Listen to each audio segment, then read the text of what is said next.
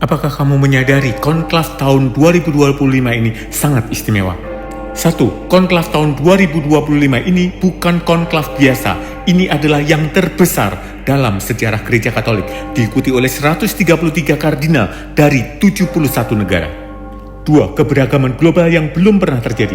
Para kardinal yang berpartisipasi berasal dari 6 benua dengan perwakilan signifikan dari Asia, Afrika, dan Oseania. Termasuk di dalamnya Kardinal Suharyo dari Indonesia. 3. Pemilih termuda berasal dari Australia, Kardinal Mikola yang berusia 45 tahun. Dan kardinal tertua berasal dari Madrid, Spanyol, Kardinal Carlos Osoro yang berusia hampir 80 tahun. 4. Italia memiliki kardinal terbanyak sebanyak 17 orang dibandingkan negara lain. Sementara dari Asia ada India dan Filipina yang masing-masing memiliki 4 wakil. 5. 80% kardinal yang ikut konklav tahun ini dipilih oleh Paus Fransiskus. Dan ada 5 kardinal yang telah ikut konklav selama 3 kali berturut-turut.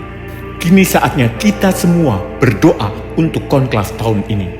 Allah Bapa Surgawi, kami berdoa bersama seluruh gereja agar Roh Kudus turun atas para kardinal.